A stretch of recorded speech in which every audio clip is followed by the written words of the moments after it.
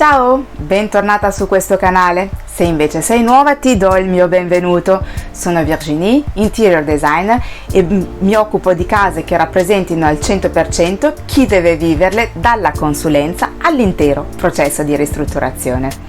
In questo canale affronterò il tema casa cercando di darti suggerimenti utili affinché tu possa avere la casa dei tuoi sogni, una casa che ti rappresenti nel profondo e dove ti sentirai sempre a tuo agio. Geometrie e pattern sono davvero elementi versatili e molto particolari da usare per decorare la casa.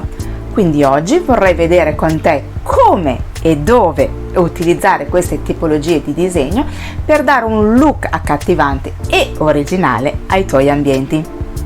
Prima di cominciare, se ami tutto quello che riguarda l'argomento casa, ricordati di iscriverti al mio canale per avere altre informazioni su questo tema. Metti un bel like al video e partiamo!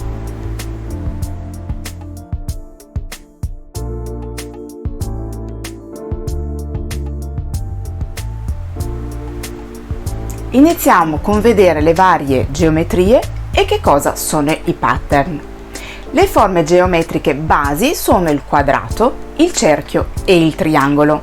Queste tre forme, come accade per i colori, hanno un significato simbolico che è bene conoscere per usarli nel migliore dei modi. Il quadrato è un simbolo che rappresenta la terra e comunica solidità, stabilità, equilibrio e protezione. Questo per il fatto che i lati sono tutti diritti e paralleli. Il cerchio è un simbolo che rappresenta il cielo. La sua forma, grazie alla sua mancanza di spigoli, ricorda un abbraccio. Inoltre, non avendo né inizio né fine, rappresenta la spiritualità e ricorda il tema della ciclicità. Il triangolo sta nel mezzo. Ha una base stabile come il quadrato e due lati obliqui che tendono verso l'alto. Questo crea dinamicità e vivacità.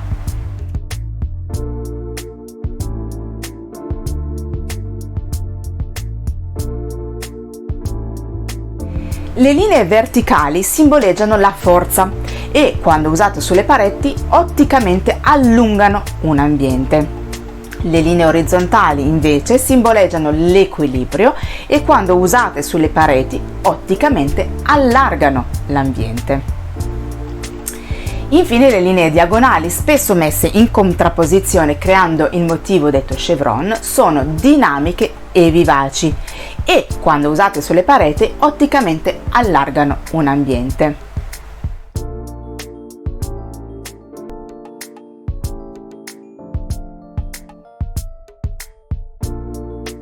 Il pattern, invece, è un motivo decorativo che si ripete in verticale, in orizzontale o in diagonale. Di pattern ne esistono davvero di tutti i tipi, dimensioni e colori e creano davvero movimento e ritmo.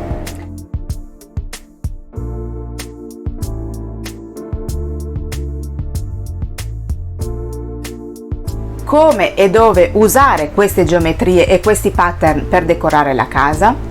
Cominciamo con arredo e decorazioni. È il modo migliore per fare entrare questo tipo di fantasie a piccole dosi. Puoi trovare qualche mobile o qualche complemento con forme geometriche o pattern. Sicuramente potrai trovare molti tessili come tende, cuscini e tappeti. Puoi anche decorare le pareti con quadri dai motivi geometrici che volendo potresti fare tu stessa, comprando degli adesivi colorati o, se hai manualità, colorando direttamente. Se ti piacciono i pattern potrai fare dei quadri usando dei tessuti con i motivi e i colori che ti piacciono di più.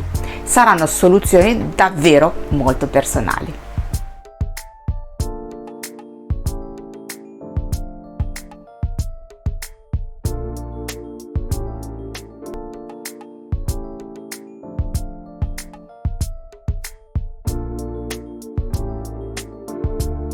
Si possono poi usare sui muri. Puoi decorare i muri con geometrie e pattern in vari modi: piastrelle, pittura, carta da parati, adesivi murali, boiserie.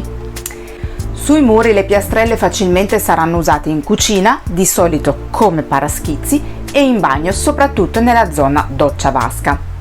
hai davvero l'imbarazzo della scelta. Puoi usare piastrelle esagonali oppure piastrelle che abbiano delle fantasie. Esistono anche delle piastrelle tridimensionali che possono aggiungere matericità. Anche il mosaico è a tutti gli effetti un pattern.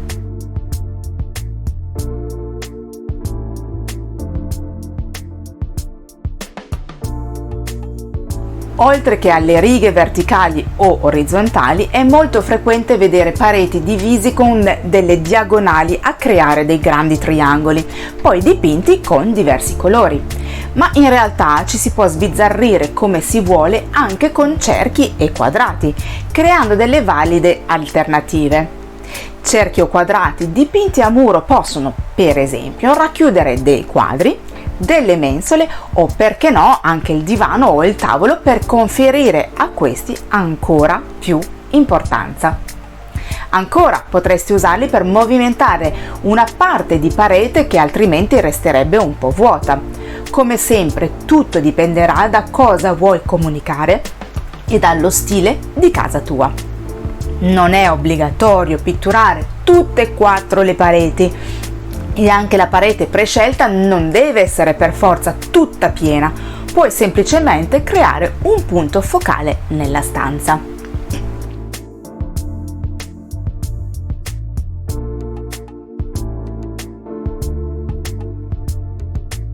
Di carte da parati ormai ce ne sono davvero di ogni tipologia e ovviamente ci sono anche con forme geometriche e con i pattern più disparati. Non sarà difficile trovare quella giusta che si abbina perfettamente al tuo stile e ai colori di casa tua. Come per la pittura non devi per forza tappezzare tutte e 4 le pareti, puoi fare una parete intera ma anche solo una porzione, il famoso punto focale. Studia con attenzione l'ambiente e l'arredo per capire dove è meglio posizionare la carta da parati e in quale quantità.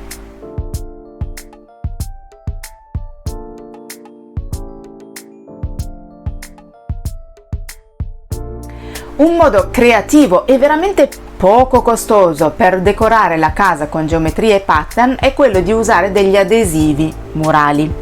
Puoi comprarli con forme già predefinite oppure potresti comprare adesivi colorati che poi ritagli tu come ti pare. Un piccolo consiglio: prima di attaccare gli adesivi al muro, creati una composizione a terra o su qualche superficie per vedere che sia bella e armoniosa. Potresti anche pensare di mettere la composizione a muro bloccandola però con un adesivo di carta e se poi ti piace attaccarla veramente, non si sa mai.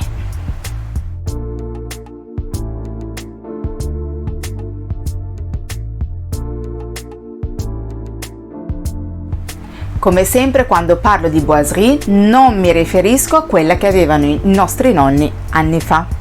La boiserie di base è l'utilizzo del legno come decorazione per i muri e anche lì puoi davvero sbizzarrirti creando geometrie che, se ripetute, creano poi dei pattern.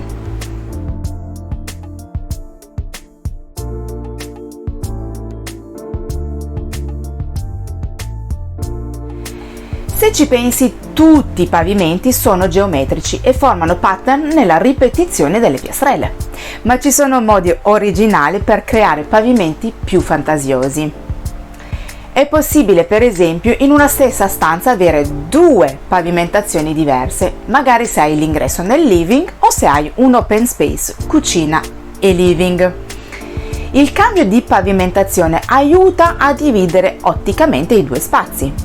E questo cambio di pavimentazione può essere fatto in 3 modi: in modo netto, in modo frastagliato o in modo degradato. Quello netto lo si intuisce sia con una linea netta che separa le 2 tipologie di pavimentazione. Quello frastagliato invece si ha quando si tagliano le piastrelle per farle combaciare in maniera anche giocosa. Per esempio un listone con una piastrella esagonale. Il listone verrà tagliato nella punta per agganciarsi alla piastrella esagonale. Infine, quello degradato si ha quando, oltre a frastagliare il punto di unione, si ripetono a piccoli tocchi la piastrella di un pavimento nell'altro, andando poi a sfumare.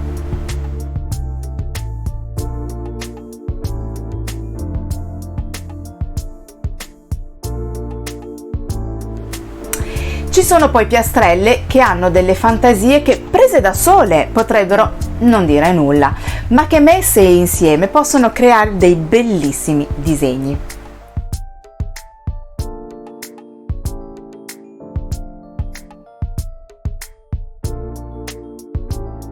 Decorare la casa con geometrie e pattern può creare ambientazioni suggestive, ma vale sempre la regola: non esagerare.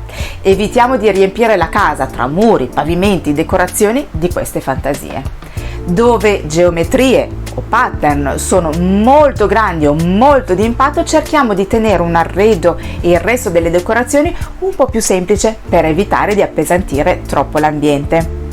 Si possono unire geometrie e pattern diversi, dovrebbero però avere qualcosa in comune come il colore e devono avere grandezze decisamente diverse e soprattutto uno deve spiccare sull'altro.